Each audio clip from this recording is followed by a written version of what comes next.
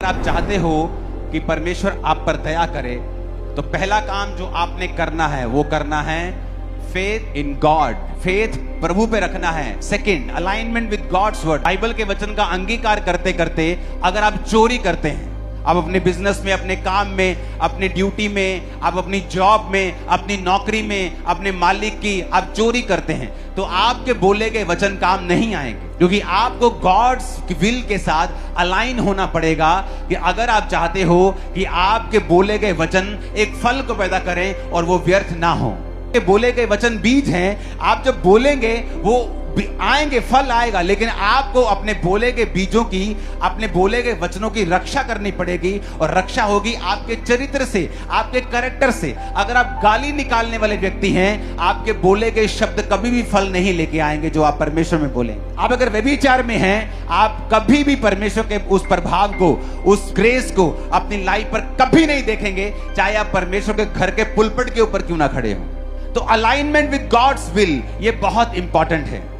आपको परमेश्वर की इच्छा में चलना है, क्योंकि ये कोई टोटका नहीं है कि आप ऐसे शब्द बोलेंगे तो ठीक हो जाएंगे। ये टोटका नहीं। अगर आप ये टोटके की तरह इस्तेमाल करेंगे, आपकी लाइफ में कुछ नहीं होगा। तीसरा, तुम्हारा purpose should be God's glory. तुम्हारे जो पर्पस है, तुम्हारा मांगने की जो मोटिव है, वो प्रभु की महिमा होना चाहिए।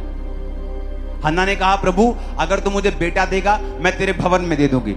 पहले भी मांगती थी, रोती थी, खाना नहीं खाती थी, बड़ा कुछ करती थी, लेकिन प्रभु देता नहीं था। लेकिन जब उसने प्रभु की महिमा के लिए कुछ मांगा तो परमेश्वर ने उसको बेटा दिया, और उसके बाद उसको और बेटे और बेटियां भी दी। तो जब आप इस वचन को पूरा कर रहे होंगे कि मुझे एक्नॉलेज, विश्वास करना है, वचन पहचान लेना है जो मुझे बोलना है, वचन को पहचान कर विश्वास करना, दूसरा अंगीकार करना, तीसरा रिजल्ट है जो अपने आप आ जाएगा। लेकिन उसके साथ साथ मेरी लाइफ साइड पर कैसी होनी चाहिए। अब आपको कोई जाके बोले कि जिम जाना, 3 सेट ये मारना, 3 सेट ये वाले मारना और 3 ये वाले मारना, बॉडी बन जाएगी। वो बात तो ठीक कर रहा है, लेकिन साइड में आपकी पर्सनल लाइफ में आपको क्या खाना है, कैसे सोना है, ये भी बताया जाता है। अगर आप वो पूरा नहीं करते तो ये भी चीज पूरी नहीं होती। तो साथ साथ में परमेश्वर ने कहा, मुझ पे विश्वास करना, वचनों के ऊपर नहीं, जो तुम बोल रहे हो अपने शब्द, मुझ पे विश्वास करना, मेरी इच्छा के साथ चलना, और तुम्हारा मकसद मेरी महिमा होना चाहिए। ऊंची आवाज से बोलो हालेलुया।